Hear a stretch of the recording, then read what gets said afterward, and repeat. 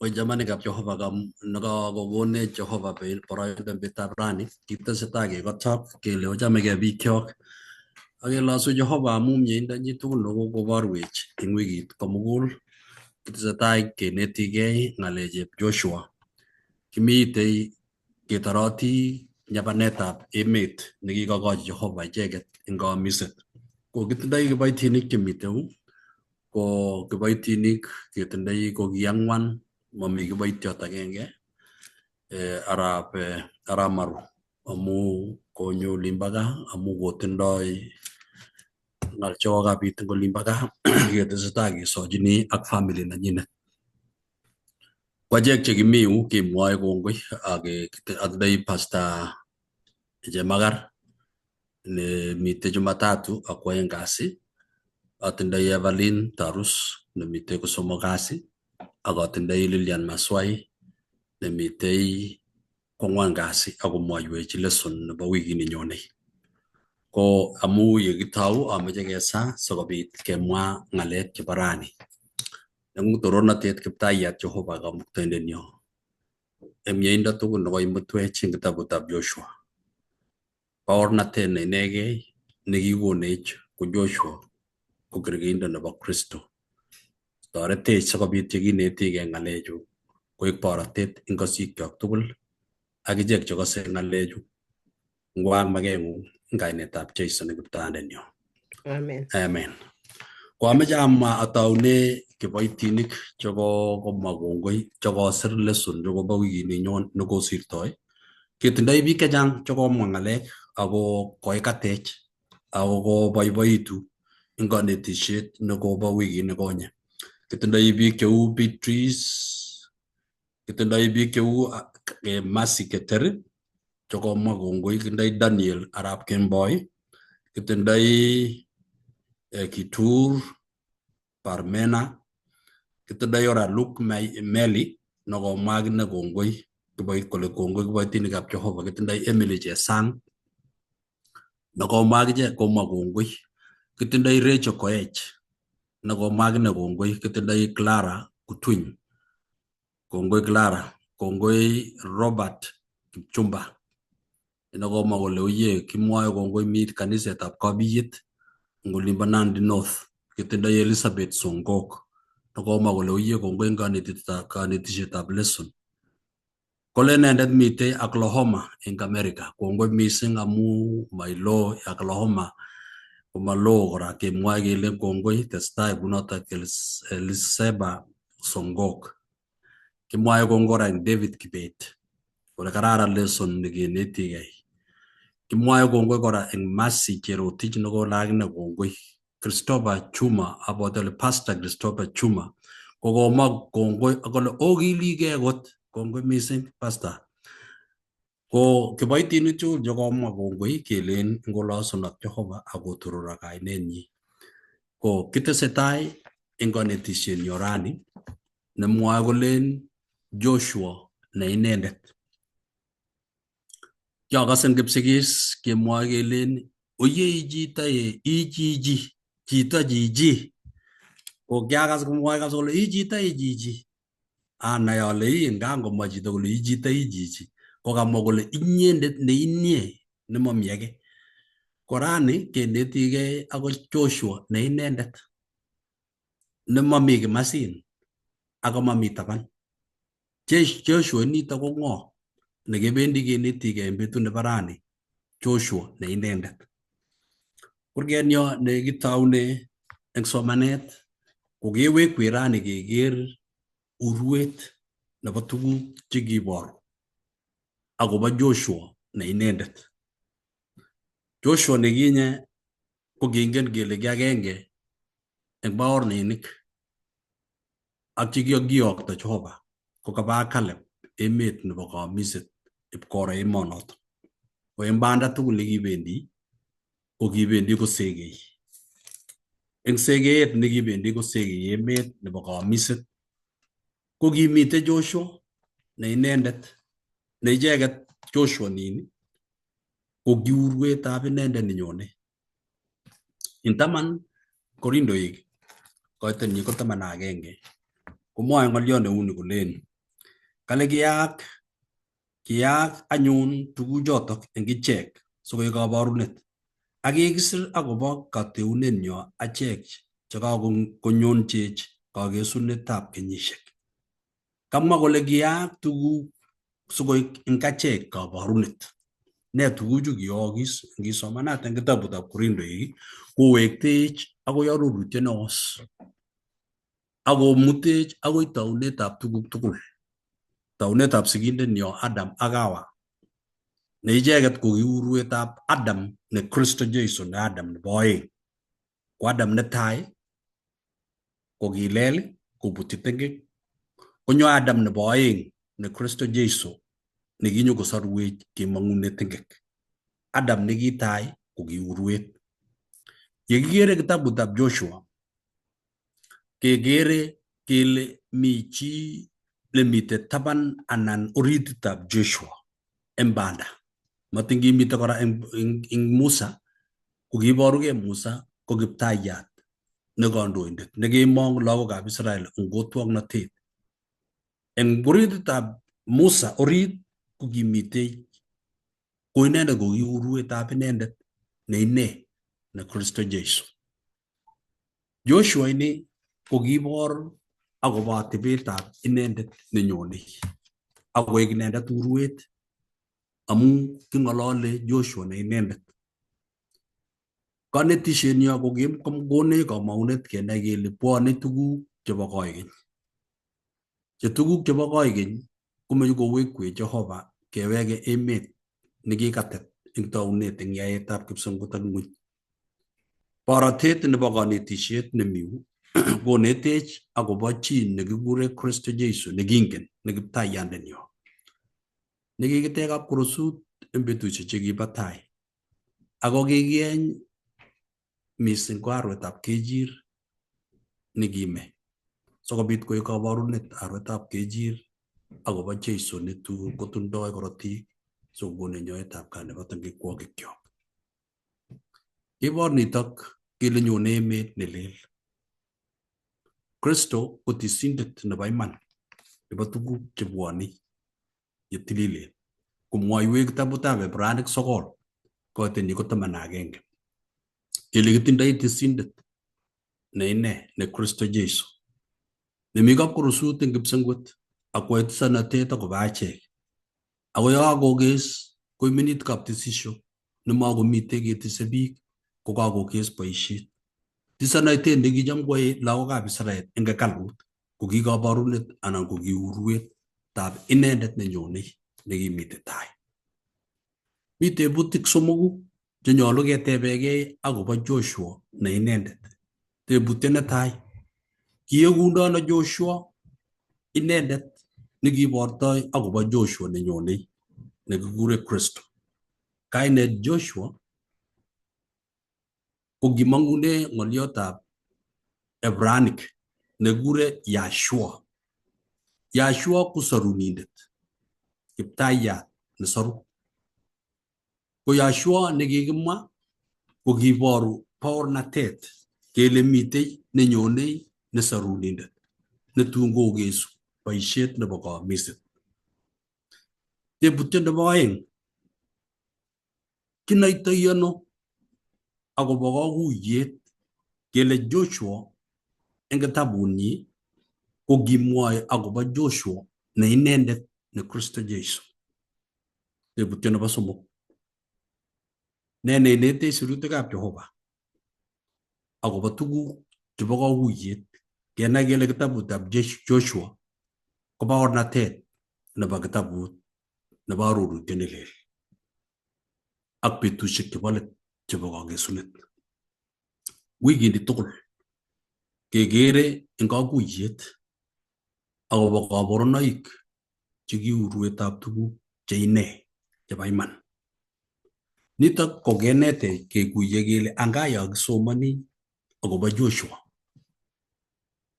kekere kiptayat ne Kristo Jesu eng tai. Eng arorutiet neos kochang tuguk chekibor eng kanetishet Jehova akobo leu inendet eng tuguk chebo kabarunoik. Adam ne sigindenyo ko kitelel Adam en bororioshek tugul koek kiptayat ako sigindet tab bororiet nebo biik tugul. Ko tuguk che kiyookis en Adam ko tuguk che kiboru agobo Adam nenyone nelel nekure Adam nebo oeng ne Jesu Kristo.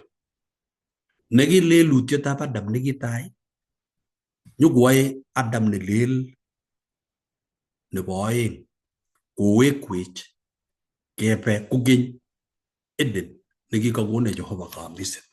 Obwoti wikit konye ko kiking'olole agobo Eden ak Canaan. Eden nebo keny ak Canaan nebo keny.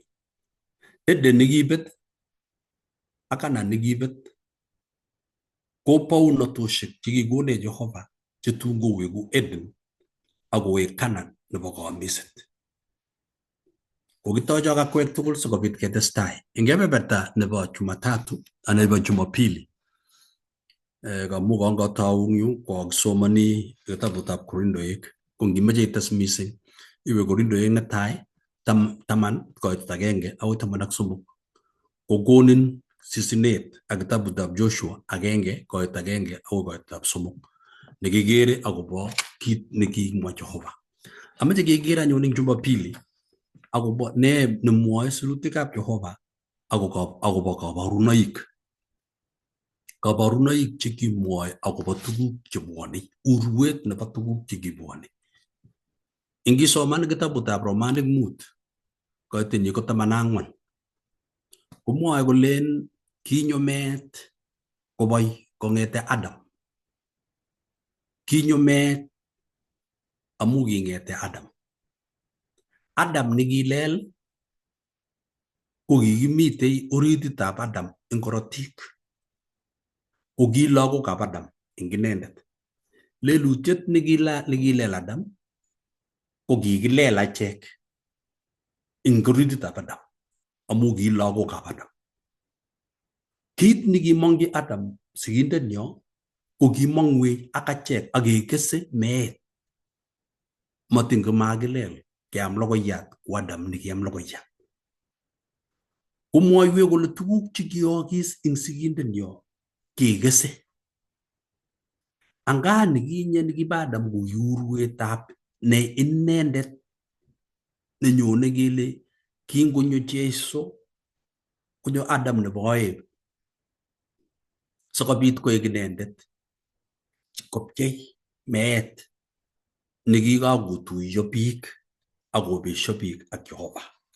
Nyokotech irimet ko inendet ko kabarunet ako inendet ko urwetab inendet nenyone. Eng Korindoik netai 10 koit 1 akoi 13 komwoe kole Musa ko kikerkeindab Kristo Jesu. Ako Musa man ko kitelel inendet kobortos ak Farao eng emetab Misri. Akoi tun keenye arwetab kejir keame Pasaka. Korotik chekikitarta ko kikerkeindab korotikab Kristo Jesu chebo nyoetab kat. Neimong'wech kimong'une emoni keityi bounatet nebo koikeny. Arwetab kejir komwa eng kitabutab Yohana 1:29 kole okero arwetab kejir nebo Jehova neibe tengekwook tugul chebo ng'onyuni. Anga tuguk urwet nebo arwetab kejir nekinye ko kimwoe agobo inendet sarunindet ne Joshua ne inendet ne Kristo Jesu nenyoiwekat eng tengekwokikyok. Soman Ebraic 9 koitetab 23 komwoe kolen inendet ne tisindet ne kiptaiyatab tugul. Nguno ko tisindet Jesu komi kaptesisho kurusut nemakee eunek. Kimi kapkurusut nekimong'ony nekimi Aron ak tisik. Kikikalel chi age tugul konyone ak arwetab kejir nyokokoito kosom nyoetab kat konam arwetab kejir kekochi rotwet kotil arwetab kejir kotach korotik nekakotil arwetab kejir inendet kiptengekyot akotach konde lalet. Kingakonde lalet kokochi tisindet, ko tisindet koib korotik chekaba chichikai ak koise tukatukik chebo kurgot chebo kebeberta netai nebo ole tilil eng hekalut amu kipcheune oeng, ole tilil ak ole tilil mising. Ako konyil agenge eng kenyit ko ki betutab katuyet eng bororietab Israel. Kotigeni chitugul kole oye kingasom nyoetab katit ko tos kitililo eng muguleldonyu tugul. Ko tarik 10 arawetab tisab ko ki betut nebo katuyet eng bororietab Israel. Kikichenge ngororek oeng. Ngororek oeng chekikienye ko kikisire barbarek. Ngororiet nashona barbariat netai kekochin Kiptayat sekeny ak ketumda korotik keib kot nebo orit ipkeise le mitei ng'atutik 10 ak arorutietab Jehova. Ko kikiname ngororiet nekimanam barbariat ko kikindo kurget kokenis. Ngoendi tisindet yun ko kikeni boldet neng'ete kipsengwet neiboru kele kakesom ak kakenyochi kat. Nebo tengkikwokik tugul chekikwai lagokab Israel ko kikitilili konyil agenge eng kenyit eng arawetab tisab tarik 10. Ko kiboru akobo inendet ne Kristo Jesu noe nyoetab kat eng kipsengwet ko tisindenyo nebo iman neteleli eng kaptesisio akolen korotikchu chekiatarte eng murtoiyot akobo nyoetab kat nebo tengkikwokik chebo ng'ony komugul. Yekikere Jesu kong'ololi eng arorutiet noos komakikere kainenyi ko inendet, akekere arwetab kejir akekere tisindet. Makikere Jesu inendet akekere Adam na Adam netai nekimong tengkikto akomong meet neache kebe kurani amu tengkiktonyi. Konyo Jesu nyokome kolach borinyo lemei, kolach bori neng'etei, kolach bori ame rubet ak bori tindoi maket ak makutik cheyach sikobit koborio ak bori eng meenyi ak kokonech katerteret eng kimurtoiyot. Sikenyoru borotet ko inendet nebo iman ne Joshua ne sorunindenyo. Eng kitabutab mi kabarunoik che ngeringen sakesub eng kebeberta nebo Jumapili akobo Daudi. Daudi kingen kele kikimwa eng sirutikab Jehova kele tun komang'une Jesu oret nebo Daudi, oretab Jesse. Jesse ko kisich werit nekure Daudi. Yekesub oretab Daudi akoi tun kesich Jesu kele kibun orani, bororioni, oretab Jesu ni nekimang'une. Ko ngisoman kitabutab Tienwokikab Kolosuniek 22 koit 1 14 akoi 18 komwoe kolen amune sibakakta karir mi chi neriri eng Daudi 22 akosome kolen kalya sibakakta kakas ng'wonindo. Nito ko ng'wonindo nebo Jesu nekimite kimurtoiyot kong'ete sait kakikartat ko 5 kasi. Kakebirto inendet betutab 4 kasi. Ko ngipkoite ko 5 kasi kekartat inendet eng saishek chebo bet. Ngipkoite sait 9, sait 6 nebo bet koimenit emet saishek 3. Korir Jesu eng sait nebo 9 kole baba amune sibakakta. Eng rirek chekisis Jesu ko kesir Daudi. Ibwat Daudi kenyisiek chekimi let ak Jesu nerire eng kimurtoiyot kole amune Kiptayat sibakakta. Eng 22 koit 1 ko kiboru kourwet ng'alaletab Daudi akobo Jesu netun kikoito koek korosyot eng kimurtoiyot akorir kole baba amune sibakakta. Ng'wonindo nemite eng Adam eng meet nebo oeng ko kikas Jesu meet nebo oeng nebo besiet nekibestos ak Jehova. Ko kiyan kobesio Jesu ak tengek sikenyoru borotet nebo Jehova. Konyor birutiet nebo ng'atutiet nelen ng'atutiet me kiptengekyot. Konyo Jesu sikobit kosuldae maketab ng'atutiet ak mabut ng'atutiet ak kwai ng'atutiet konyumnyumit mau koisto ng'atutietab Jehova. Eng nebo oeng kenyoru Daudi ne leel. Eng Jeremia 23 koitenyi ko mut komwoe Jeremia ng'olyo neuni. Amache kityo asoman kebeberi. Kale Jeremia kale okero bwone betusiek mwoe Jehova Kamuktaindet.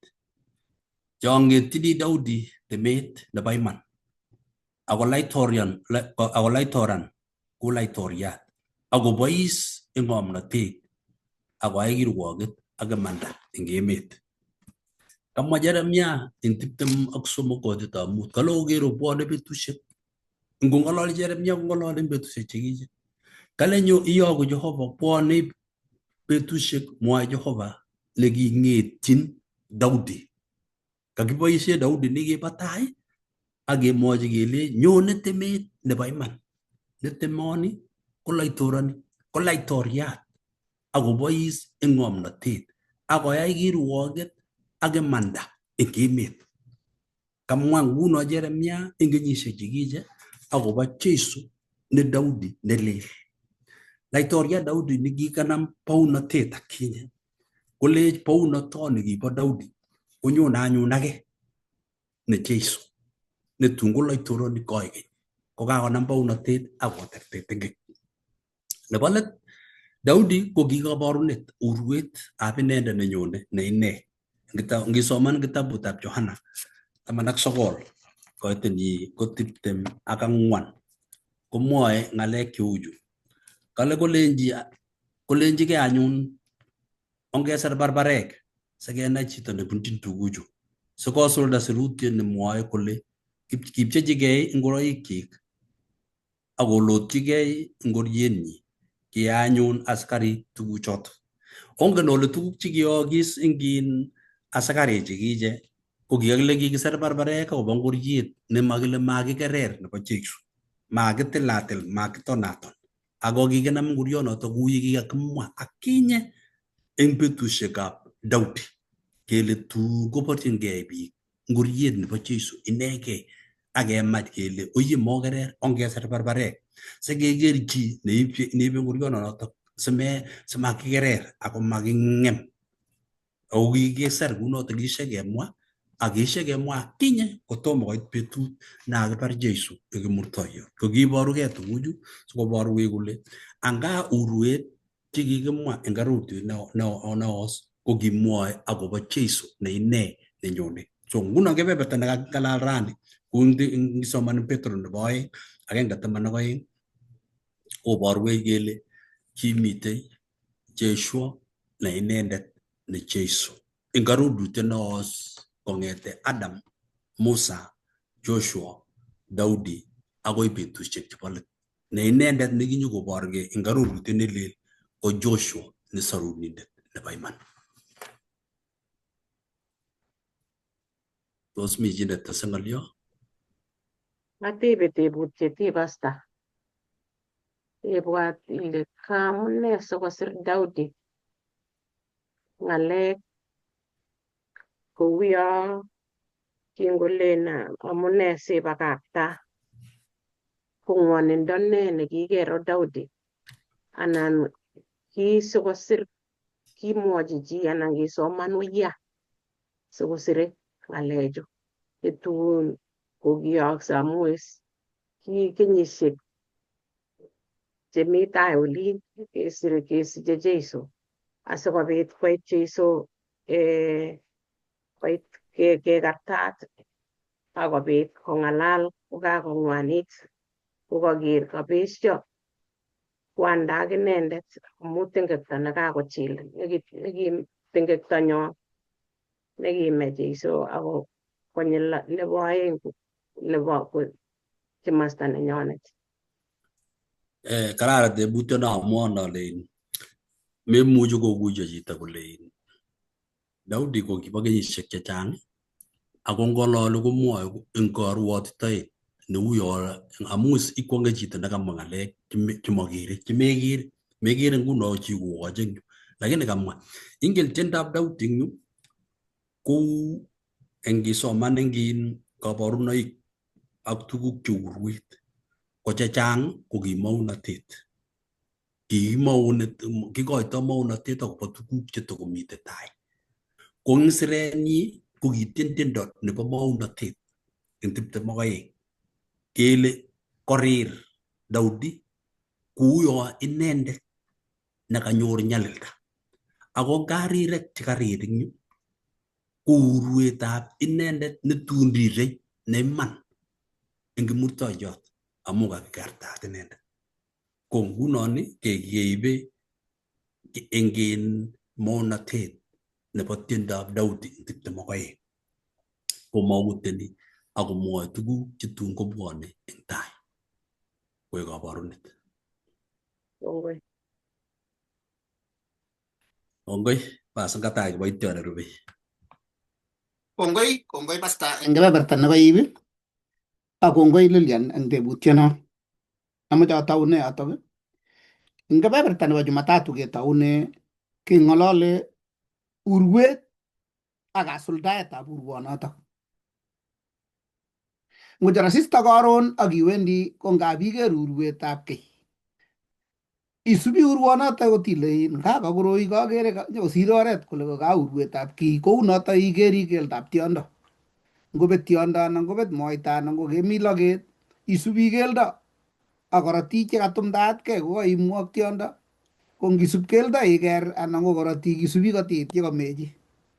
Ko mi tuguk chekaboisie kipsengwet sikobit kikuye komie keweksei kitabutab Ng'ang'utiet 12 kong'ete koitetab 7 akoi 9 ole kitoige luget eng kipsengwet. Ko kingetoige lugonotok ko king'et agenge nekinekite Jehova kong'ach kamuktoindet akotoi Kipriang'it ak Cheuloit eng kipsengwet. Ako king'yaa kiterter ketur komanda eng kipsengwet ako koombenot akocheng ng'onyusiek chekika Jehova sikoberber. Ko king'yaa kowirta malaikaisiek 1 eng 3 chebo malaikaisiekab kipsengwet konyo kot koit kecheyatab Adam akoberber kot kotui. Ko king'yaa ora bebaunatet kobaunegei utok ako kile Jehova ayae oret nebo sorunet. Koyai kochorgei kipsengwet kometo torornatet nebo kipsengwet ak bororiet nekibo kipsengwet ak lugosiekab malaikaisiek ak yaet tugul nebo ng'ony akonyo akoi Eden. Sikobit koyai Jehova oretab sorunet ko kanyokotoi konet chito nekakobutyi tengekto kuyo kineti lakwet eng nasari.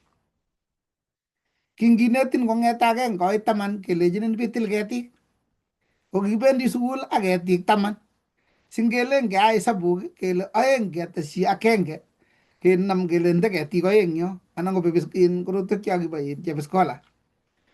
As iiti kabisa si iname ketit ko inde 2 atya itesyi nebo 3 1 kokeny kelechin ata tugul. Koboisie kipsengwet oret neu notok sikobit konetech akobo tetutietab sorunet.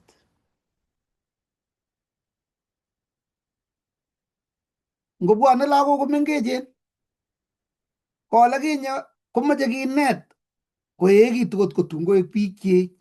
Kobwone akichek nyeekitu eng yo kele ngebe kekwany kongetyo tibik chemengechen kokere tuguk checham koae kamet kong'et ni akine ko ngap ikere kot age ile kibokiti ing no or no bokitote kijanaiyat nyone uno tienonu kolini kokang'etyo tibik chemengech koek chepyoset koi sikokwany ng'atatiat asatya kebol akebolchi sogek sikelechi yo kole.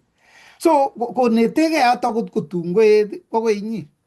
Ko yekakot kokoi inyi komeng'is koet kaata koek koi kebeberta kitikin nebo bororiet nebo oretab bichotok kele kabanum kaya bo orani kile ak bororiet nekile kotonon bororiet nekatebortoi emet tugul nebo Kenya akobortoi kora akobo olekikimong'une olekikabitune luget eng kipsengwet.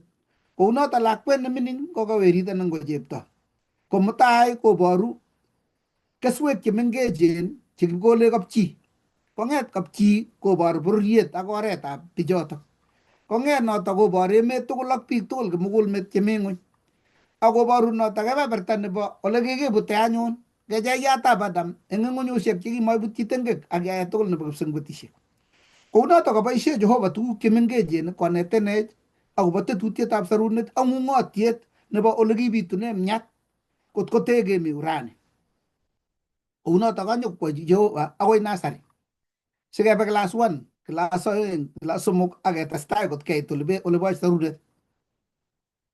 Unotok kora akot ing ng'alekab ngimoche ikol ki age tugul nekikole komi kamatuta nekenome keswek chemengechen kechob nasari ak kinde ketutan eng yotok sikoekitu. Yekakoekitu koityi korok nyekeib anyun koba mbar ipkekolso anyun.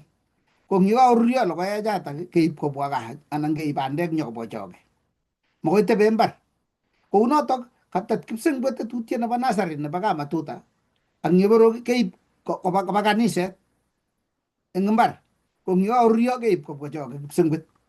Kemoche keker kerkeinito bo urwetab kiy ak tun kasuldaetab tuguchu tugul ko keit kipsengwet ole makomi tengek ak makomi beekab kong. Tebutiet ko nakaketeb ile kinoe ne kele ngong'ololi Daudi ko kong'ololdo ano. Luget neo nekitoige eng kipsengwet ko kanyo lugonoto akoi Kabadam eng Eden. Ak mutai kamanda kobaregei luget nebo iman ak lembech.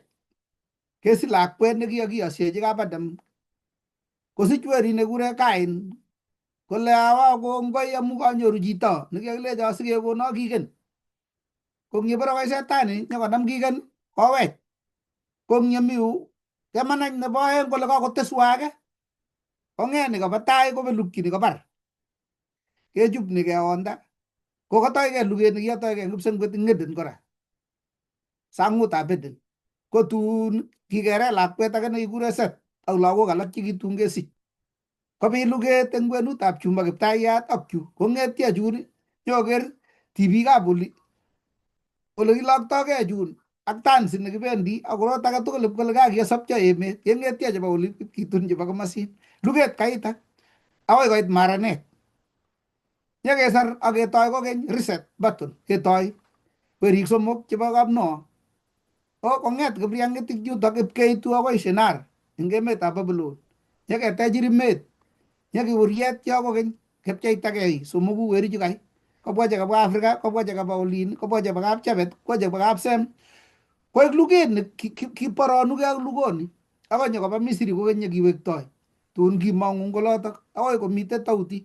Ko nginyolili Tauti Saul ko keswotab chebo iman nekakiil akoesio Saul nekakiil amu kakobet inendet. Korir Tauti kecheng'oti eng kebenonik ak ne ko kerkeindo nebo inendet neilat netun nyokoesio eng ng'ony nenyokoibu oretab sorunet nekimutunen ip koit kipsengwet. Kounotok eng ng'otindiot tugul nebo kong'ete arorutiet neos akoi keitu arorutiet nelel ko kerkeindo nebo urwet nemwoe kole tatun konyone kigen, tatun konyone kigen kele tun nyekesige keswotab kabokorio ak tun nyokosor emoni. Kounotok eng tuguchu tugul chu ko urwet ak kasuldaet. Tebutiet eng kebeberik king'olole Jumatatu ko ne ng'atutik cheindoiwech yekisomoni arorutiet neos anan ko bukuit sikenai kele ngot ko urwet kii ko kakuyet ak kasuldaetab urwonotok ko ni. Simakitikin kele ngong'alal bukuit akomwa akobo maswetit kele maswetinotok nguno ko China notok amu boisie en China maswetit kobor boisie dragon nebirir kele ko China notok. Aya ang Amerika kele mi benderenwa kipsichit. Unotok ko ng'ololdo bukuit amu ngot ko makingen ole kiboisieitoi eng sirutikab Jehova kename kurgotik ak keokyi yekimoche. Ne ng'atutik cheindoiwech sikenai kele ng'ololi urwet neni ko kakuyetnyi ko ni. Amwoni Jehova kongoi amu eng bukuit kou kibulit ak kibunguet. Ngemwa kalewenet anan ko kerkeindo ipkecheng'oti kibunguet ne kurget age nyokoyat kibunguet nitoni. Mewendi kityo ngot ile okay ole kisomando ano anyun. Kakong'ete age konam Bible koyat kole simongen ale lion. koyat kosoman kurget tugul acha ngomonotok koyat nebo oeng eh kole kiyat kole shu kosoman kurget ne kole akingya kotachin divai Juda kwop koketkei ngane nie or noto kole acha matukoek no koyat nebo oeng kole kamwaun kong'ayak nebo oeng kole notok ayakinye kou notok kole kane nie koracha karamani koyat nebo somok kole kamwaun konyil ata memoche ikas kole chito salianye nguno mui kakosubkei kurgotik somoku akole netai koketkei nin kole ninin abiyakinye kuno koyat nebo somok koleche biyai kamwaun konyil ata ko ngot ko makikuitosi ole kiboisheitoi sirutik tos iyai kong'et amu mainai ile teptoi ano ng'olyondoni kounoto tebutiet nekitebekei nguno ko kateb tebutiet kole ne kabarunoik ak ng'atutik chekimuchi keboishe asikobit kondoiwech. Mi tuguk somoku cheboishe arorutiet neos ak arorutiet nelel. Netai ko eng sobet age tugul nebo chi, ngo sobetab Abraham, ngo sobeng'ung inye ak ane, ko iurwetab kei eng lugoni tesetai amu kikisiche kesikyi kecheyatab Adam netesetai luget newendi koite kakesunet. Kounotok age tugul eng werit nekikisichei ko kikerkeindo nebo kigen werit netunye kesichei netunye kou sorunindet eng gai anan chepto age tugul ko chi chepkigen netun koeku kwondo nenyokotuni werit nekesichei asitun komang'une sobon. Noto amune kicham komwoe kalenjin kole cheptab oret age netun wendi oret age ko karokutiet ak maunotet nebo tun bunu sobon kapchi age amu ngot kebo kot nekiakechub netinye ng'okit nebo cheyos kokoi kemusta sobondo oret age nema orani kikichub. Kounotok kwendi lakwani kikoito simutai kosich weribotiet sikosor kai kitobetos amu chubisiet nekiakechub ak ng'isiret nekiaking'isir Adam amu kiakomema Adam kemusta kirgit kot age asinyekesorune kirgit nekiakome ngai nekiakechub nekitinye miondo nesamis nekimakobekune moek. Kounotok age tugul eng achek ko kerkeindo nebo kamang'unet nenyonei nebo maat netun kinye konomi kipsengwet nekisorune ng'ony. Kounotok atindiot age tugul neking'olole ngo Musa ngo Joshua ko netai ko urwetab Jeiso netun nyonei. Kasuldaet netai ko kinye kosuldaita ano maunotet nekimwoe Daudi, nekimwoe Musa, nekimwoe Joshua, nekimwoe mautik tugul chekibo tai eng Jeiso inotok. Amune Jeiso? Amu kinyoker setani kole kakemauten kele nyekesiche kigen. Koyo kigenishek ng'isiat chebo bandia eng katikati yu eng Babylon eng emetab Yunanik eng emotunwekab Afrika eng emotunwek olda tugul sikoba biik kocheng'at kigen ketamtamat amu makingen kele ngoro ko nikere ng'olole bukuit akobo Tamus nekikisoe ng'olole akobo tuguk biik ng'isiat biik chekibwa ng'isia sikobet konikere akot kinyekesiche Jeiso kotamtamen ng'isiat mengen biik kole ano amu kiakobwa chechang cheboto nekikuregei Jeiso Barjona ak ng'ong'o ng'isia alak akomi Baraba nekikikure Jeiso Barabas as akomi Jeiso nebo Nazareth konikere ng'ololi Pilato kole atyo ng'o omoche Jeiso nebo Nazareth anan Jeiso Barabas amu weritab Baraba kokile Barabas ko the son of a father lakini weritab kwanda nebo magendo amu ki weritab kwanda nebo iman ko Jeiso kikochi tuwai kele omoche ngoro ni weritab kwanda nebo magendo anan weritab kwanda nebo kipsengwet kole kimoche Barabas komoche koboishe setani uto sikolung'uny. Kounotok maunotet age tugul ko kiborwech kele Jeiso nekinye kosuldae amu kasich berkeiyat ko ngikas komi atindonik ng'isiat chekeng'olole berkeinik kotinye emotinwek tugul amu moche setani koboishe yoto akine kanyo nyekesikyi Bethlehem nebo Juda kanyo nyokosuldae maunatoshek tugul, mi maunatoshek ng'isiat cheng'olole akobo Jeiso. Ko kebeberta agenge notok lazima kong'alale akobo sigetab Jeiso. Nebo oeng kong'olole kit age tugul neisuldoi akobo kaniset, amu kangyo kobwa lagochu kai ko kwong'otin timin akoi tun kotungei iman ipkoek kapchi kosich lakwet. Ko ng'eng'et lakwanatak koek bororiet. Ko ng'eng'et bororionotok neu nebo Israel kobarta lilindo ak tolunotetab Jehova. Koek kaniset as nguno eng arorutiet nelel neiborto matokoek Israel ichegei ako tugul chekakoyan Jeiso. Koek akwet agenge ak bororiet agenge neiborto eng ng'ony komugul kele iman chekikoyan Jeiso. Kokakoek bororiet netilil nekikimwochi Israel kelechi ak akwek anyun chekakoyan choboto miriet kokaeku bororiet neitabanat nebo tisit chebo kaplaitoriat asikobit kowakta lapkeiyet akoeku lapkeiyet eng ng'ony komugul. Kounotok kesuldaita ano ng'olyondoni eng kaniset. Nebo somok ko isuldoito ano ng'olyondoni yetun kakokeskei luget akochorugei mbartanyin netebe Jeiso nelel ak lugoshekab malaikaishek nyokomut tugul chelulenik chekakoterter. Kale kikiborwo 144,000. Tatyo aker tuyet neo nebo biik chekibwone atebe alechi ng'o bichu, kole chutok chekibunu nyalilda, bunu kecheiyyatab Adam. Tun kakiit gaa tiendo neiremi kokabwa chebo bororioshek tugul ak malaikaishekab Jehova nyeketach bunu kecheiyyatab Adam. Kounotok ibortoi akobo Jeiso konyone, ibortoi akobo sobetab ole kisuldaita maunatoni eng kaniset ak ole isuldoito eng nyununetab Jeiso nebo oeng yetun kiit gaa kipsengwet.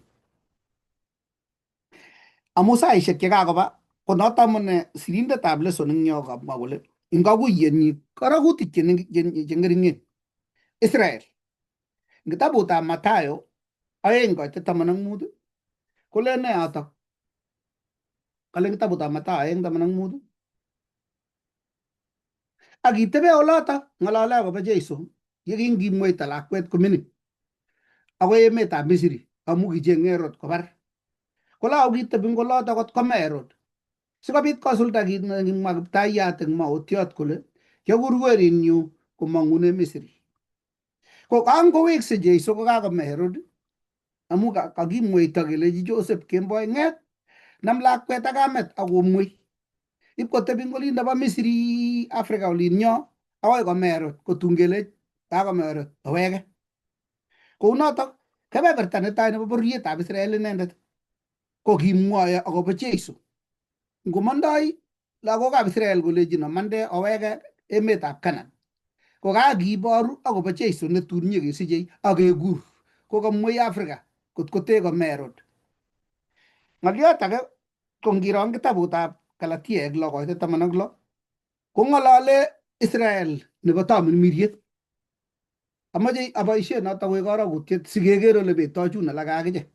Galatia 2:6 komwoe yotok kole ingotep kalyet eng ichek tugul chebendoti eng ng'atutioni ak rirenetab kei ak eng Israel nebo Jehova.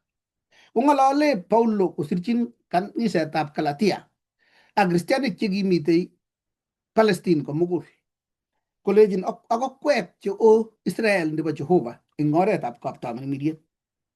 Ak nebo let kong'olole Israel kora akobo luget akwet neo eng kitabutab ng'ang'utiet 7:4-8 akoi 14. Kokale kyaker akwet neo nebo biik chebunu bororiet age tugul ak oret age tugul ak biik alak tugul ak bororiet age tugul kobendi akateb ale ng'o bichu kelechi chu chekakisoru kobune ng'ony. Kounoto Israel inegei koboru kasuldaet konyil somok. Netai kokakeker kele iboru yekingokur Jehova Jeiso komong'une Misri, iboru Israel nebo tamirmiriet ak nebo let koboru Israel yetun kakesor eng ng'ony komugul. Noto amune bune kurgotik 12 chetinye kainaik 12 chebo lagokab Nokwek chebo Israel. Aya ngebe akobo komong'u, kingomong'u akot Israel banda inegei kemong'u kokergei. Ngisoman kitabutab Mathayo 2:19-21 kong'olole komong'u Jehova kaniset kobun ing'ony.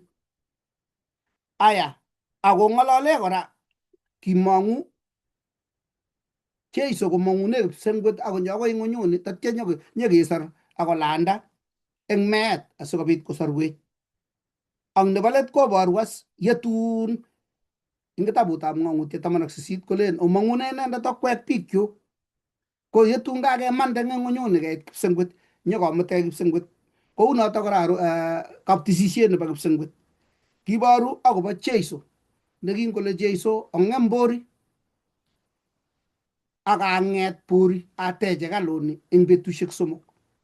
Tatya komwa eng kitabutab Johana 1:14 kole akiwalak ng'olyot koek borto ak nyokobir emait kouito emait eng kwenutab lagokab Adam kesich kou achek. Ko kinyenyokolach iriryot nitoni ak makatet nikitindoi koek emait nitok nebo bortanyi nekinyokotebe kwenunyo asikobit kocheng oretab sorunet kesorunenech. Iboru akobo kaniset kora, noto amune kamwa kole o hekalutab Jehova okweket. Aya, ak nebo let eng kapkorosut nebo kipsengwet anan kaptisisiet nebo kipsengwet ko kole kyoker emaitab Jehova eng kipsengwet, kaptisisiet nebo kipsengwet ak ng'atutik 10. Ak nebo let ko ngikakochorgei Jerusalem komakomi emait neu nekimi kipsengwet amu kakoek Jeiso nguno kaptisisiet nemiu. So okere ole ng'atutik chekisubi kenai kele ne kakuyetab ng'olyot age tugul nekamwa bukuit ko akoi kosuldae kokweng'wech akobo Jeiso nenyone, kokweng'wech akobo bororiet nekikesor ne kaniset, ak kokweng'wech akobo kasuldaet yetun kakobek luget akebe kipsengwet. Tos mi chi netinye tebut akoi yotok eng kebeberta nebo Jumatatu? Nango ng'olyot netesei. Bas, ngawang'une kebeberta nebo kwoeng kasi eng nwokindo amu kakemwa tayari. Kiekundo ano anyun Joshua urwet nebo inendet nekitun konyo ne noto ko Jeiso. Kakuyetab kainet Joshua eng Ebraic ko Yeshua. Kakuyenyi ko Jehova sarunindenyu, Jehova sarunindenyu. Ko ngiker anyun eng yu ko kikole ne maonatet nekikamwa eng kitabutab nekibwote ng'atutik. Ongebe nekibwote ng'atutik 18 amache asoman koitetab 15 akoi 19 komwoe kole tun ing'et Jehova kamuktoindeng'wong maotiot eng cheotupche ak eng wenung'wong neu ane okasit inendet kou tugul chekimach eng Jehova kamuktoindet eng betut nebo tuyet eng Horeb ole matatakokas kokeny kutitab Jehova kamuktoindeng'wong anan kotokokero maiyo simameiyo. Ako kilenjo Jehova kamwa komie bichotok, ang'etyin anyun maotiot eng tupchosiekwak neu inye akande ng'alekchuk kutinyi akamwochi ichek tugul chekang'et inendet. Ako age tugul nemamache kokasit ng'alekchik kotun mwoe eng kainenyu tetun atebe inendet. Ko kale Musa eng yu kingoit boroindo yekingwo Musa tulwet akochorgei Jehova kobotan tulwet akolal maat ipkololyo mootinwekab Israel kole oye ngoyam ngototokotul komaking'etu. Kikoek tabu ipkong'etyo brekinik akoi kole Jehova ngoyam mataing'ololwech kunotok. Kole Jehova bas amu kakokoromit nitok ang'eti maotiot age nemakergei nekergei ak Musa lakini ter kitikin. Kiekundo ano Joshua karagutietab Musa. Kingonyo Musa ko kit agenge netai ko mami eng karagutik tugul chekiboisie komayamei koborwech akobo chito nenyone. Noto amune boisie bukuit ng'alek chechang komwoe akobo Jehova. Jehova ko kale chito nekim ne kiptaiyatab luget. Kung nyigilen geger kele acha lakini ngomayamei mureno kobor Jehova. Kele acha Jehova kora ko kamet netala akoribe lakwet amu mi kebeberta nebo Jehova netinye tolosiet. Ko makoi ibor mureno tugul. Kele acha ya kokeny kap konerech sikomach kotiech biik. Kele acha maunoto Jehova kokeny kimanyono kararan lakini tala kora ko kamet neribe lakwet akokochi kochuchun koliot. Kakile kele kungum ako arwet anyun kora amu nyokomechinech kemwa arwet kai ko ngot koek arwet tugul kele acha tu ngasina arwet mwoito biich yo lakini kimoche kibor kebeberta agenge nebo Jehova netala nenyokomei kele ngoek arwet ko ngiek arwet ko sikolia arwani nga kenyalile eng nya ketil kolia kele acha tisindet kokeny amu akoi keng'et korotichu keib koba ko kaptisisiet orit kele lawindet keai anyun lawindet amu ki lawindet kotoreti eng boisietab kaunetab ne kitoreti kenyaa artet ak nang ne koek lawindet Jeiso kora. Lakini lawindet ko masire kurgat nebo tebe akoi keterio kele ko tisindet nyokoib tisindet korotik ip koise tukikab kot akochop makatinik akoi kolia. Lakini kobekyoto chechik acha tisindet neo kora amu lazima kwo orit olin ole mi koyanget konyil agenge eng kenyit. Ko makoi yam chito agenge kobor Jehova amu mi kebeberwekab boisionik chik ak telunotenyi ne makoi imuch kobor chepyoso inegei, makoi imuch kobor muren inegei, makoi imuch kobor artet inegei. Ko yoche kemwa tuguk ng'isiat sikiyonye Jehova inito amu kikimi tengek siketamtami kele kole une Munguni. Ko ngimwa kole komayamei kekonin tuguk chechang sikuye Jehova inito. Kounoto agenge inotok ko Musa. Ko ki Musa ko ki chi ne ngakikolkol tai ko kitun koek tala nemami kiy nekergei akoek tisindet nekiwendi taitab Jehova ng'ololi ak Jehova akoek kirwokindet nekirwokyin Israel akoek chito nekinekite Jehova betusiek tugul kose ng'alek. Lakini ko kimoche Jehova kobor kora kebeberta age nebo Jehova. Nenotok keboisie Joshua. Joshua ko ki askarit kiptaiyatab luget. Kingen kebargei ak bunik. Sikoek Jehova kiptaiyatab luget nebargei ak bunikab setani eng luget nekitoigei eng kipsengwet. Ko sikoek chorwenyo ako kakoikoindet ak tisindenyo akoek bunyot eng bunyot nemoche kobarech sikobit koribech.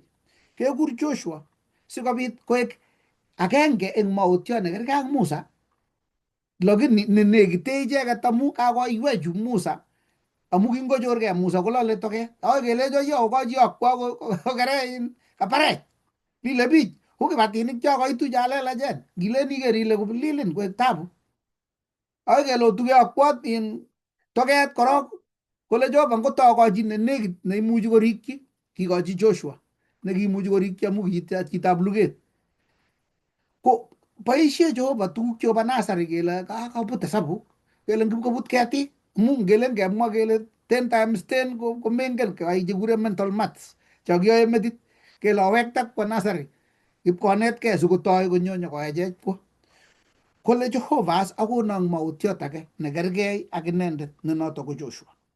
Kounoto Joshua ing yu ko kikerkeindab Musa ako kerkeindab Jeiso kokeny. Kounotok ngiker eng kitabutab yukaking'olole eng iro eng kitabutab Joana 1:21 amoche siawang'une in kurget nemi yo.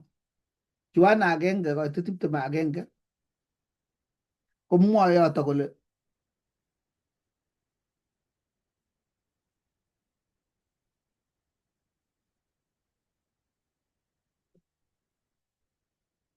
mwoe Joana 1:21 kole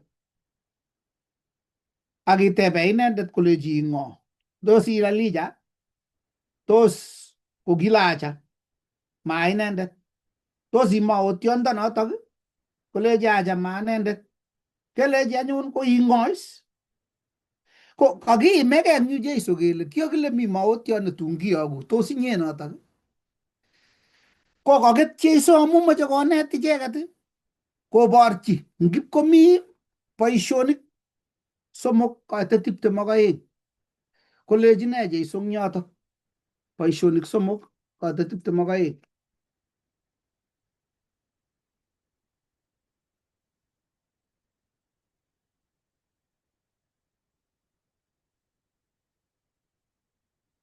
Komwa yoto kole akimwa Musa iman kole ingetu ak Kiptayat Jehova mautyo nebunu otupche neu ane akasit inendet eng tuguk tugul ak tuguk king'emei kiwong'u eng kwenutab biik chito age tugul nemakase it mautyondo ko kong'ololi as nguno eng Jeiso Musa ng'ololi akot eng Paulo eng yu ak chekiyokto tugul komwoe kole Jeiso nekerkeindo nekiboru Musa akoboru Joshua kou noton boisionik 7 kote 37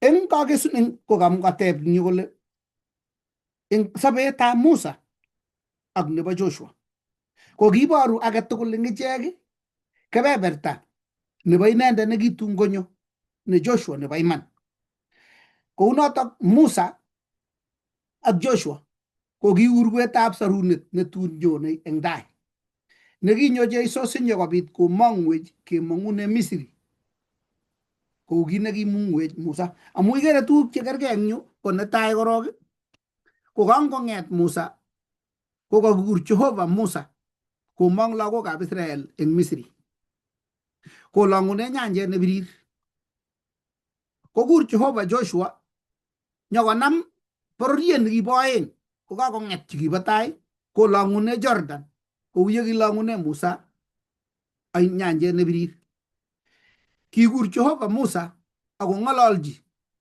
kokur akine Jehova Joshua koleji Jehova Musa ireku kweinik komwachi akine Jehova Joshua koleji ireku kweinikuk kou yekimong lagokab Israel Musa akokochi mana nyokomanda Joshua lagokab Israel koityi emet nelel akobek mana eng yoto kou noto ikere ile kebeberta nekiyai Musa kotou nyokowong'une Joshua ng'oliondonoto kipchechi Musa bororiosiek meng'atosiek kwak koarorchi nyokokochi Joshua kopchechi akokochi komuny kou notok boisie tuwai Joshua ak Musa kobortoi akobo Jeiso netun komong'u lagokab Israel chebo kayanet chebunu bororiet age tugul ak oret age tugul ak biik alak tugul komong'une Misri nekerkeindonyi ko ing'ony asikobit komut akoi Kanan nebo kipsengwet ole mi nyabanet ko tebutiet nekakitebenan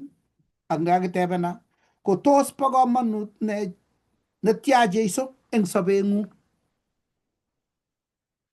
asikobit koek lumeiwotab tetutiet age tugul neiyoe kou yekindochi Musa ak Joshua Israel ak boisieng'wa tugul ko kitiegei kit nekamwa Musa ak Joshua ingot ko Jeiso rani neindoiwech kobo komonut netya eng sobenyo koek inendet neketiegei eng tetutiet age tugul nebo kit nemakeyai amu kibortoi akobo Kanan nebo kipsengwet nenyone une sobeng'ung koi kaniset une sobeng'ung koi kapchi une sobeng'ung koi chi neibortoi lapkeiyet eng bororiosiek tugul ile ak kiprutoiyot nomi banda awendi Kanan nebo kipsengwet tos mi tebutyo anan ko chi netese ng'olyo Ngatesen kongoi pastor amu kanetisiet nekainetech eng kebeberta nebo Jumatatu komi tebutiet nakateb chi kole amune sikoui kaguiyetab sirutik eng biik chechang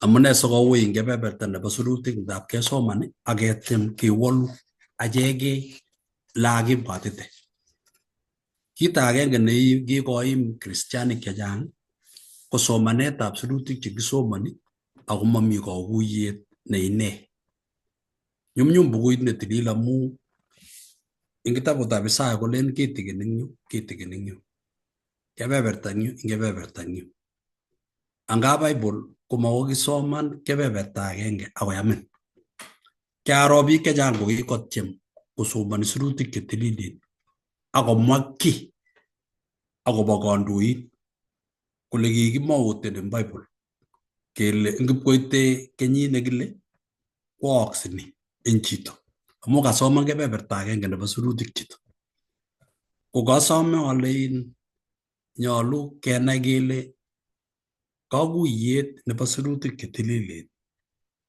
ko makoi isoman kurget agenge nebo Bible akoyamin.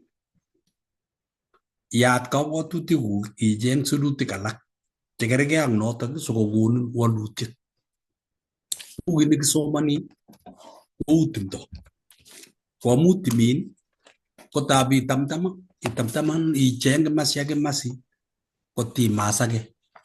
Cha biik chekikosoman sirutik akomas sirutik. Ingimwochi kole kimwa sirutiet, sirutiet agenge nemochome akere komwoe biik ko nomwoe kolen toreti Jehovah chetoretigei. Kiacheng sirutik che tililen tomo anyoru. Kale toreti Jehovah chetoretigei, acheng ale ano ole kakisir kele toreti Jehovah chetoretigei. Ko amu kikoyanak ak kikoyanak eng bororiet, kikoyanak eng biik, ongola tugul ko kikoek kiy nekikoek rahisi eng chitugul. Makoi cheng chito kele kikisir eng sirutik iman kele kikimwa kounotok. Ko kikenam kebeberwekab sirutikab Jehovah amu kamwa chi anum. Keyan kou yeu. Ongeiku biikab Berea eng bukuit netilil eng kitabutab kaitosiek anan baornatet nebo alamalaik chebo Jeiso, boisionik. Kale kikas sirutik che tililen akole achicha kibendi kewenye akecheng sirutik che tililen akesa. Kounotok yeikose ng'olyo nemaikuye memwa ibaorionchi chito age kotomo inyoru kakuyet. Tia mautik chemauteni akobo emenyo nebo Kenya. Tia mautik chemauteni akobo pop. Ako ngiker komanamegei ak sirutik. Kot konde kole ikere inyone yo kole kwaaksei ni. Yo kere kwaaksei no konyone president no ak nyokoit emet ak kwaak ni. Inam sirutik eng kabwatutikuk ak nautikuk imach iteshi chi anum ak kandoindet anum. Ko kasome ale ngoek sirutik chebo Jehovah eng rani nekenetech akobo Joshua ne ine ngoek iman yekisomani sirutik che tililen komat ketiem keboisie naet nenyo nemining.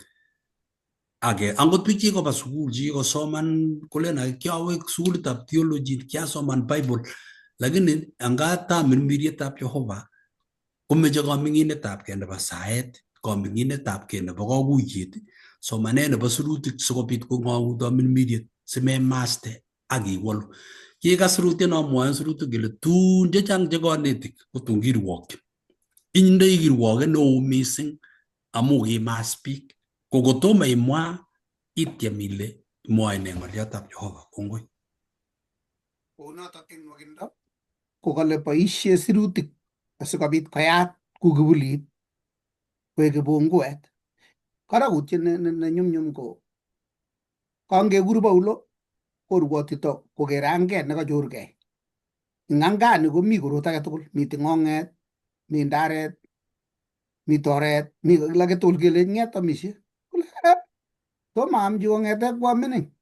Koleji Jehova acha. Kine kakuyetab ng'oliondonoto kolen biik acha kikelewan kila kitu makomi kiy nete. Lakini ngibisoman kebeberta age koborun kole king'olole Jehova kole bororiosiek chekikure torobek chekitomo keityi kokakoyat Jehova oret asikobit kwo Paulo ipkwamta logoiwek chemiachen akomanda akot Petro akot ng'o. Ko nebo let kotok kele kakiyat nguno kele oba amu kakoesio yautik kokaba logoiwek chemiachen. Ko ngot ko meker ile ne kakuyetab ng'oliondoni sitebe iwe icheng kurget age nenyokoyote koek kibunguetab nin. Iwe kurget age nyokoyat koboroun ibikuye. Iwendi itamtami timdo. Ne iwendi iwichi timdo ako kami ortinwek akomi lapkeiyet nekikweng'e. Kounotok kale taitab kelyekchu ng'oliondeng'ung ak oretab olabune. Ko ngot ko moek lapkeiyetab sirutikab Jehova cheiboisie kebeberta age sikobit kokuyeun kebeberta age ak ole kiboisieitoi ng'oliondonoto eng kebeberta age amun namegei sirutik tugul, nga kitabushek ak sirik ko kichang, komukindochin tugul tamiritab Jehova agenge, ko ngoboishe chito age kur ng'olyondoni koboishe age ip konyit, ak iker ile kaboisheito anum ak ole kaboisheito anum ak ole kaboisheito anum, akoi inai ile kakuyetab ng'olyondoni ko kakiuni, simeker kityo ile oh amu tinye China in maswetit ko ka China nekeng'olole, ko America ko kipsijit. Imache iker ile ng'olole kokoit kipsijit ko kakuyeni ko ne, ko ngyo keboishe konyil ang'wan eng wui inai ile kakakuyeni noto. Ko ngotorete Jehova amache atach kiboityo nerubei asikobit keker kebeberta nerubei. Karibu. Kongoi eng kanetik che kakondoi. Kitesetai kenetikei akobo Joshua ne inendet ko somok kasi kemite kenetikei akobo Joshua ne inendet. Kalya sikemwa kele Joshua ne inendet. Kakeker eng kanetik che kakondoi koborwech kole Joshua ko ki urwet nekiborto akobo Jeiso inendet. So ko nguno kenetikei akobo Jeiso nekichop kobor Joshua eng boisionik tugul chekiyai. Ngesoman eng kurgotik che indoi eng yo ak chemache kesoman koborwech akobo atebet anan boisionik chekiyai Joshua, koboru ko urwet nekiboru akobo Jeiso nekinyone. Ngesoman mising ngosomok kasi rani kinetikei akobo ole iborundoi sirutik urwet nekiborto Joshua akobo boisionik chekibo Jeiso eng boisiet tugul nekiyai Joshua. Ngituiyo atindiotab Joshua komutu lagokab Israel akoi komongchi emetab Canaan. Akituiyo ak atindiotab Jeiso kekere kele nekit kokibendi parallel kou urwet sobetab Joshua nebo Jeiso neiboru boisietab Jeiso eng arorutiet ne leel. Boisietab Joshua ko kimakobo kityongon military anan ko boriet asikobit koterter bunikab lagokab Israel asikobit konyapan emet notok kikaarorchi Jeiso. Ako boisietab Joshua ko kibo tamirmiriet komutu lagokab Israel koba emet nekikakiarorchi akotoi bororiet nekikiteche ng'atutikab Jehova. Kou notok akine eng arorutiet ne leel koborwech akobo Jeiso ko Joshua neo, inendet neindoiwech, inendet neindochin biikab Jehova kot konyapan emet nekipkochobwech eng kipsengwet. Ngesoman eng kitabutab Ebranik, amesisomonchigei yoto, kitabutab Ebranik 3:7 akoi 4 akoi 11, koitei 11, koboru notok Joshua nekikerkeindo nebo Jeiso iborto akobo kamung'et. Kamung'et nekikochi Joshua lagokab Israel ko ki kamung'et nekiter, neki physical amu kingakomut Joshua, kangokomut Musa lagokab Israel kotkotee konome Joshua kondochi icheket kora, ko kikakobargei kingorok komite Misri, ko kimite otwoknotet nekiboisie bet ak kemboi, matinye kamung'et age tugul. Akot ing yu kora nyikobaregei kotko nyapani emetab Canaan ko kibaregei kora, ko kimakomi kamung'et. Lakini kingoit kokakomut kot konyapan emet notok mi kapchego ak everything, ko kimatakomi struggle eng lagokab Israel. Lakini notok ko ki temporary kityo, kakomutyi Joshua lagokab Israel kamung'et nemakomi boriet age kokeny. Kingokakoterter bunik akonyapan emonotok. Eng kurgetab Ebranik notok, sisomonchigei kitabutab Ebranik kui kamwa, kotibitishani kamung'et nebo borto nekikochi Joshua lagokab Israel neki temporary kityo. Lakini kingondochi Joshua Israel kot koit Canaan ako kimakotinye kimnotet age neikochin icheket kamung'et neititaat, notok nekonech Jeiso nekilen complete rest.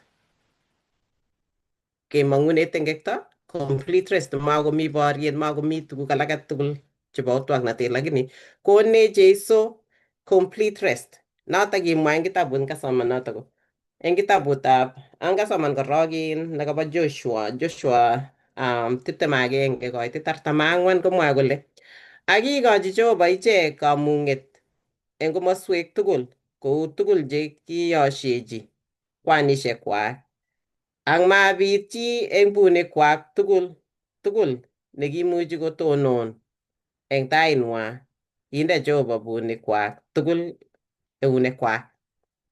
Kekere noto kele ki kamung'et neki physical makomi boriet kakoterter ko eng Mathayo komwawech Jeiso Mathayo 21:28. Noto amune sikomwa Jeiso kole obwoncho okwek, ngasoman yotok. Obwoncho okwek tugul cheoimigei akoloe tuguk chenyikisen asiamung'wa. Ko notok ko kamung'et neititaat, kamung'et nekonech Jeiso, ma kamung'et neu nekikakonyor lagokab Israel neki temporary. Ako anyun nyone Jeiso asikobit kokonech kamung'et nekale obwa sa amung'wa. Kamung'et neititaat kemong'une tengek, kemong'une nyokoriet ak besiet nekibesiech tengek ak Jehova nenyo kenyorchini Jeiso neituiyech ak kwandanyo. Kikere eng yutok kele ngekerchine ak keker boisionikab Joshua, ko Joshua kimut lagok kimut lagokab Israel komanda koba Canaan. Ko kiba kenyisiek 40 eng ong'atet.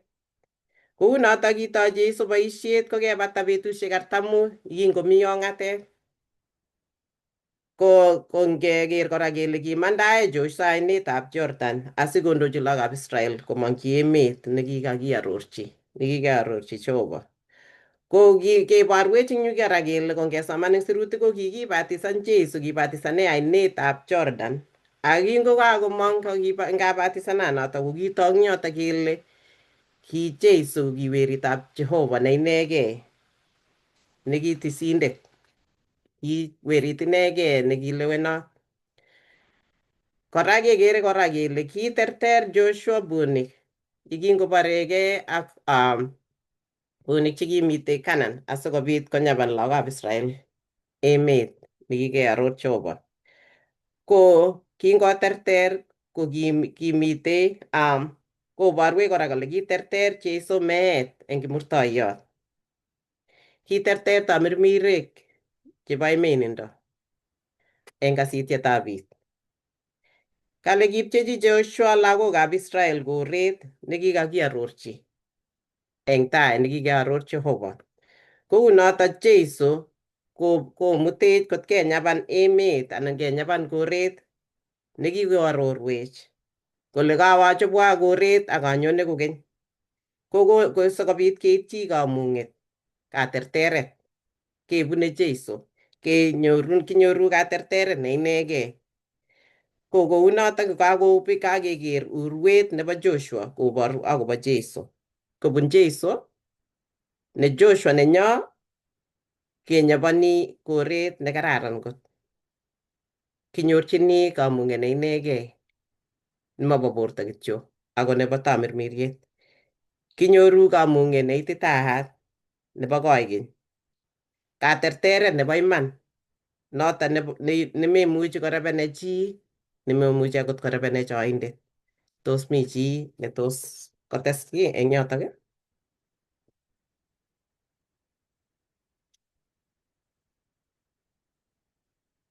Kamoche ates ale ngap kenyoru kamung'et neu nekinyor lagokab Israel ko kasis emet, lakini eng mugulelwekyok kotesetai luget nebo kasetab myat, nebo kibriang'etab kapchi, manung'otiot ak osotiot ak lagokwak, anan akot eng betusiekab meng'atosiekyok komi chemakikotigei.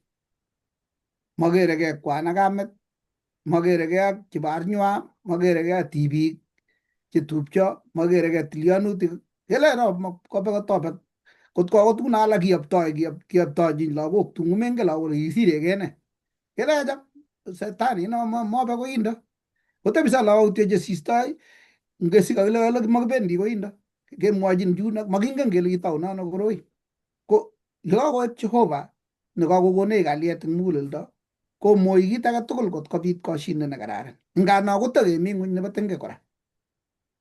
Nebitu ochonyo kolul kari kotia chi koit mionwogik kobar chi rokilat kolya ko yutun kakeit ka kipsengwet komakomite tuguchoto tugul noto amune kale bukoit kakibuch beekab kong alak tugul kou notok tuguchu tugul chu kongwereri ole kibendi ole tun yekakoe kosulda kit age tugul kewekchigei kipsengwet Eden nebo kipsengwet ole kasokoreke setani sikebwa akoi emoni kotun kakosulda tuguk tugul ko kakeit kaa nenyo. Kongoi. Kongoi. Mi tebutiet Sabroch ing yotok komi tebutiet nekateb sirindetab lesson ing yo kole tos une yekimwa kele kimuny. What does it mean to be able to rest? Eng tuguk chekikwaiwech Jeiso chekikwaiwech Kristo. Notok ko kimuchi kesipta ano kamang'unet. Assurance. Assurance is what is that? Assurance ko nenyi kamang'unet. Woi. Kale kimuchi kesipta ano kamang'unet kele kiterter Jeiso oindet eng nekatache. Kung notok kakobor kole kamung'et eng tuguk chekikwaiwech Jeiso ko kenai kele mami kiy nekemuchi keyai acheket, makimuchi keyai kimnatet asikobit kenyoru kamung'et. Kele kimuchi kiterter keboishe kimnatenyo nemakinyoru eng Kristo. Notok koboru kole kemuny eng nyokoriet nekitinye keresten anan kimuny ketieme keal sarunenyo. Kenai kele Kristo ko kiterter tugul eng kimurtoiyot. Kenai kele Jeiso ko katerterindenyo. Kateb ing yo kole tos kinaita ano anan tos kisikta ano kamang'unet kele kiterter Jeiso oindet nebo man. Kekere kele kiterter Jeiso eng kimurtoiyot. Ng'etiet nebo kimurtoiyot kengen kele kiterter oindet Jeiso. Ng'etiet neking'et Jeiso konfirmani anan koboru akobo terteret.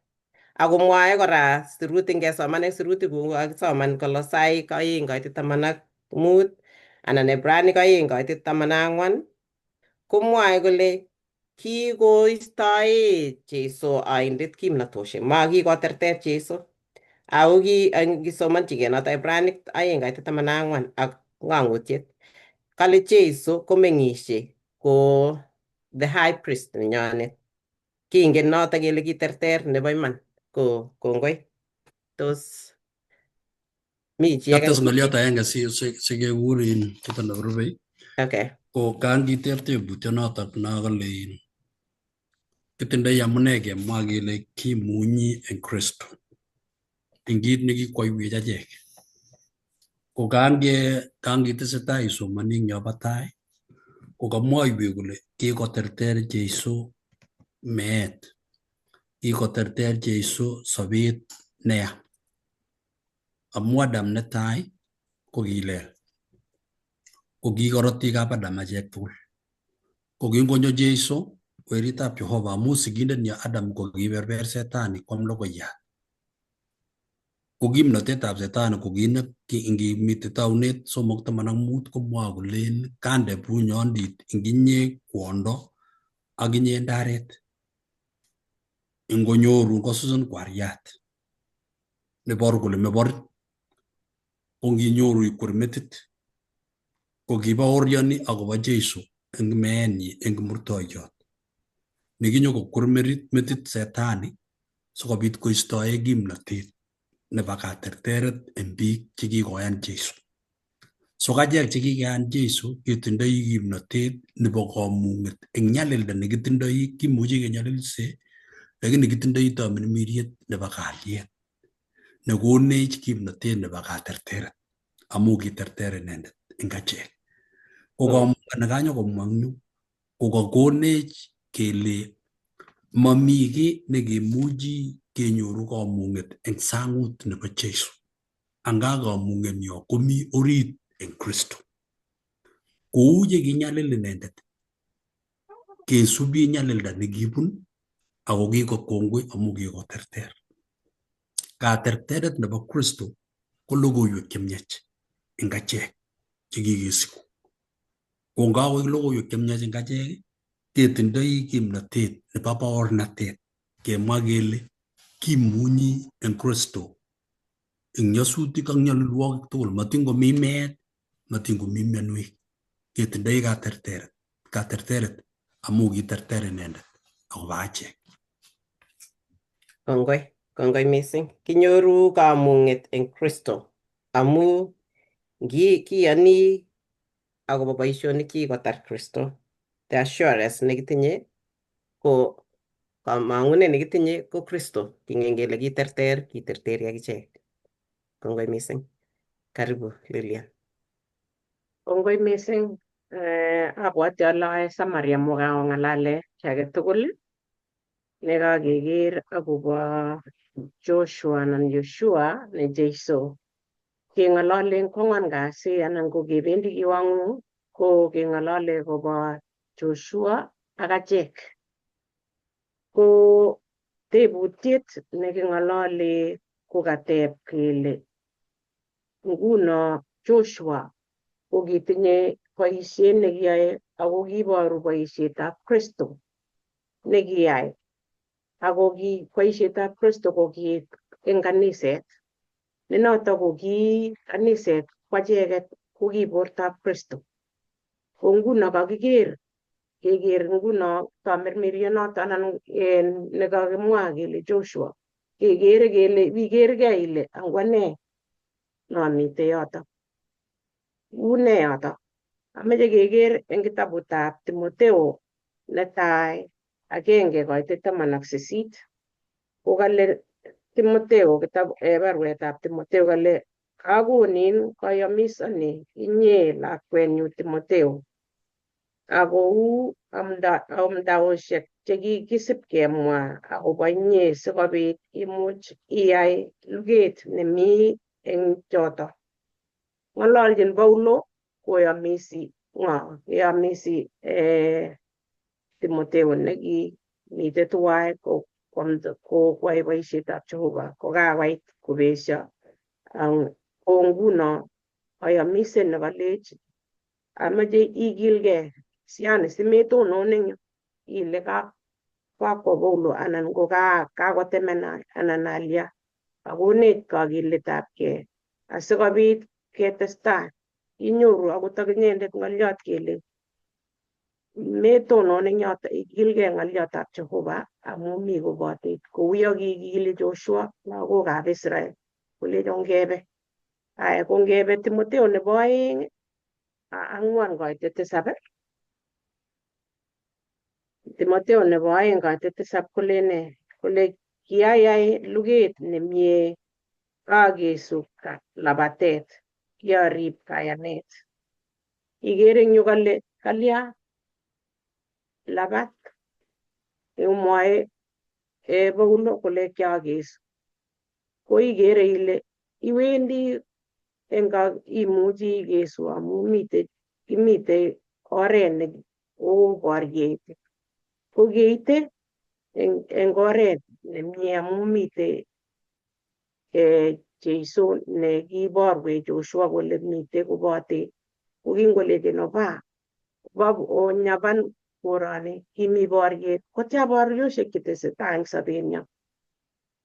Abwati ale ngebe akot kitabutab Efesoek 6:10 akameche soker in pichait nomite Pastor Arap Nyalile ko Efesoek 6:10 akoi 10 kolen nyasoman Efesoek 6:10 akoi 12 kale nebo let anyun koweku chekimen eng Kiptayat ak eng kimnatetab kamung'enyi olach karikab luget komugul chebo Jehova sikobit omuch okirinde kaberberiosiekab oindet amu mobo kabeletnyo bo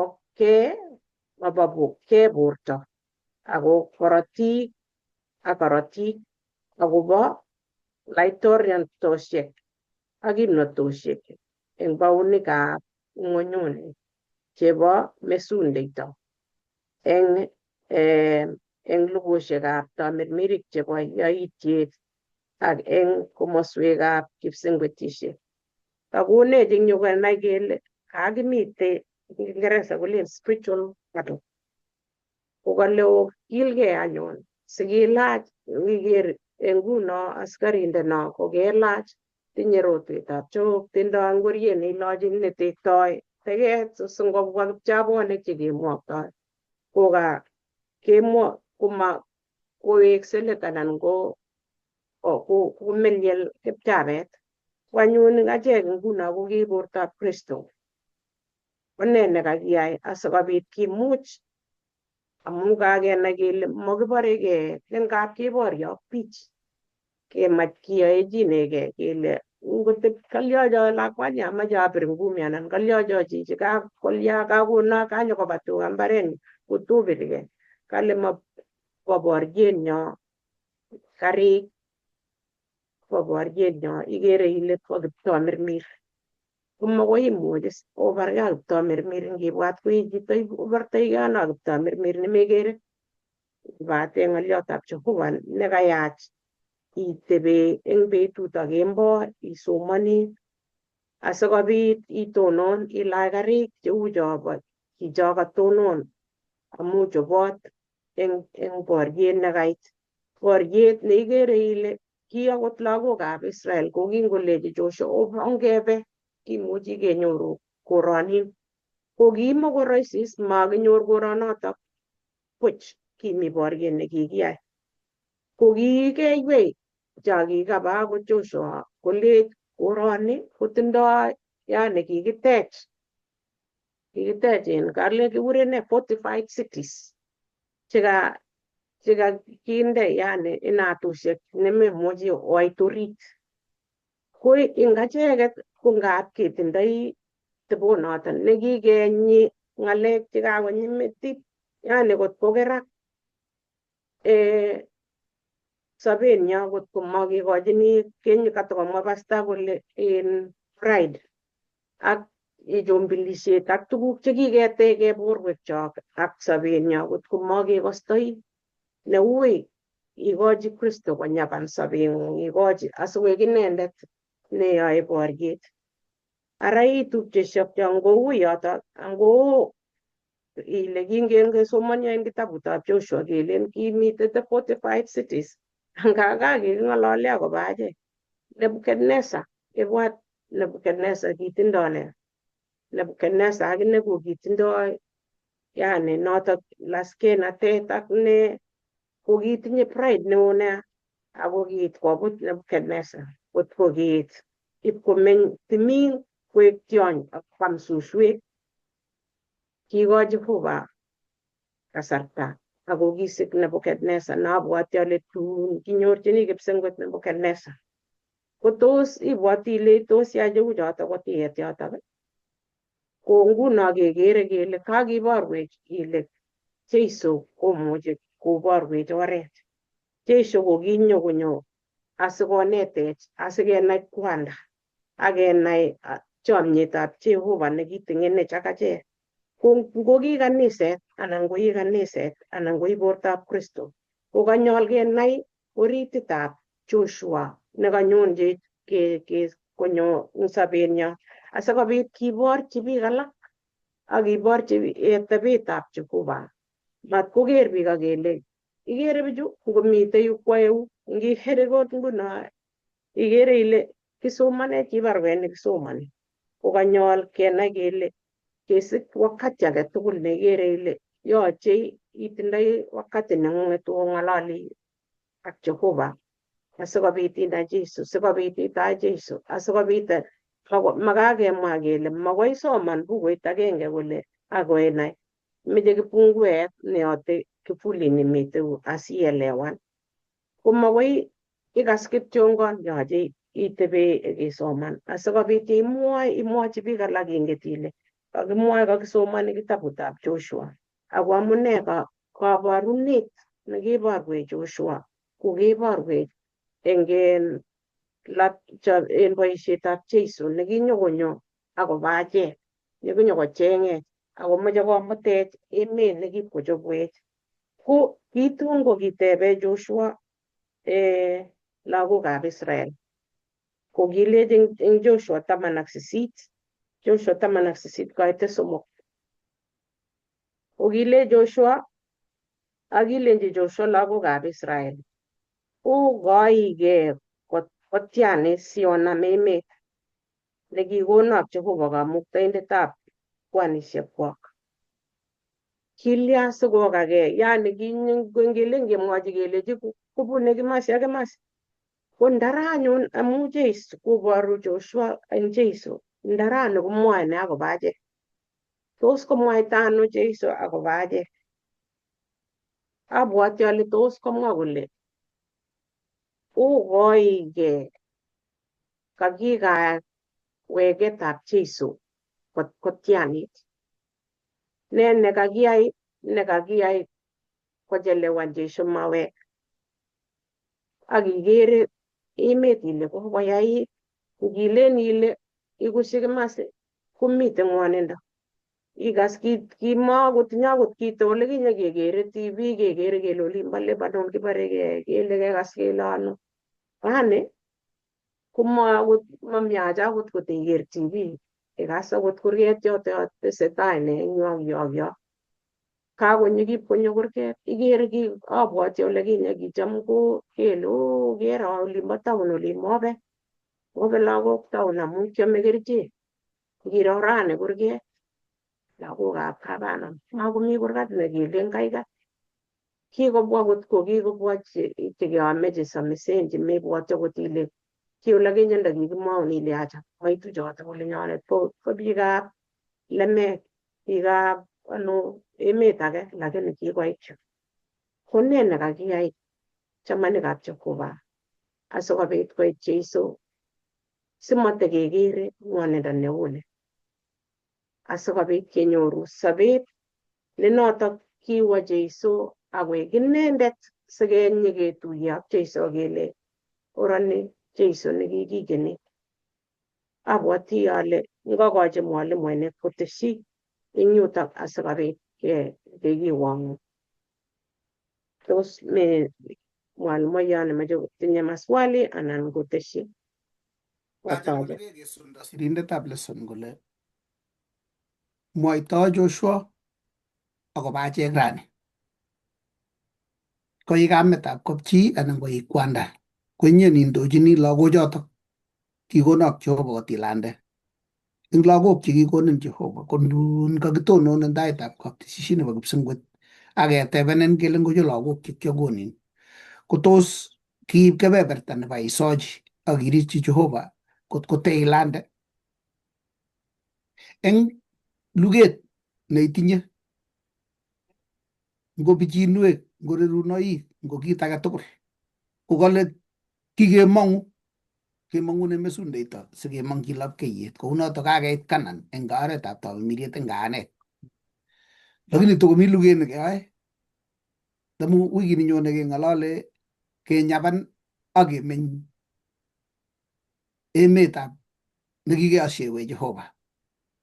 Kounotok ko kikesorwech iman akeit oretab kaniset amu kakoek the kingdom of Christ nakilen omwaito ole kakoit bounatetab Jehova. Mi bounatetab Jehova kwenunyo. Ako tos kinyoru katerteret kotugul andan takiimigei kou Joshua ak Israel chekibakoi ai komong kimnatetab simoloik kwak ipkeon ngola. Tos kibendi ngaanet singobit kiy ngabinget betut age ile kakebolyo nyokoime chitab kokwet ing kotakamwa chekakoyakitu kokeny. Tos iwekyigei Jehova ilecho yie toreto asinyoiwo kat atiloksewo imanda nebo Jeiso si kotok itondab Jeiso bichu. Koimin lakwet, koimin manung'otiot, koimin osotiot, koimin sigik, ko tos ne ortinwek chekeboisiei? Tos mi tuguk chekikerat eng sobonwekwak chemakikotigei anan kitangusi kit age tugul kot kotekobit katerteret ak koshinet nekararan. Mangopchigei akot eng kaniset.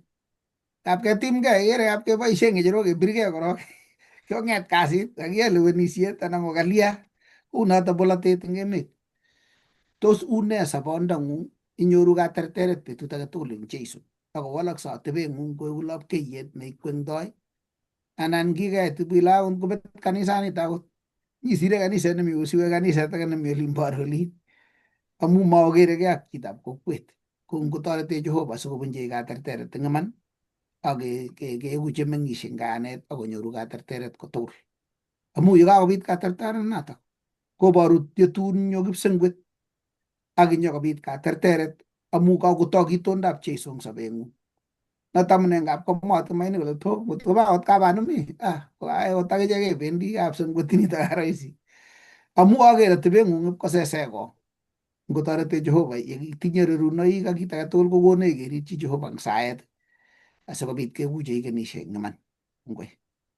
Itebutiet nekatare eng yo in Lilian nakateb kole in Joshua ne kabarunet kokitebe tebutiet lagokab Israel komitei eng ekut eng 18 Joshua kaitetab somok.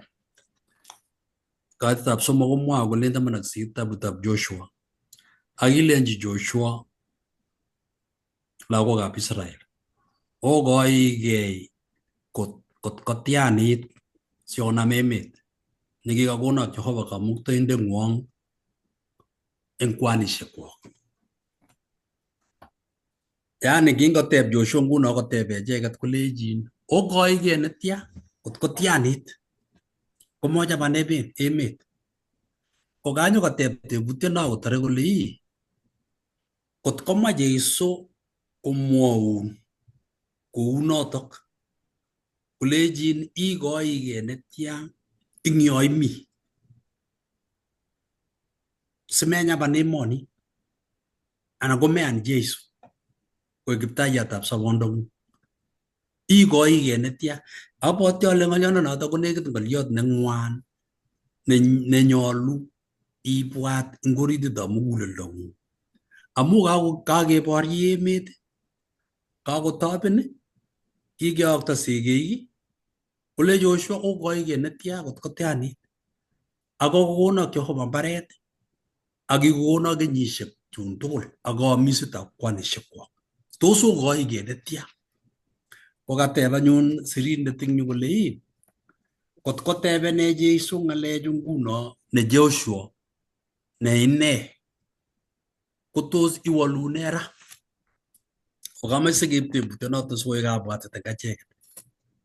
Otuitosi ak Jeiso akotebenen amu sotuitosi ak Jeiso kitamirmiriet anan kwamda amdoindet eng tai yo yakakwamda kolech komwoe kokur kurset akole ata biik chemeche kokochigei Jehova konekit kokergei tebutyonotok nakiteb kelech ata biik chemeche kou eng atebetab mugulelwekwak kouchi kap Jehova eng sobonwekwak konyaban emet ak borotetab Jeiso nekikokonech.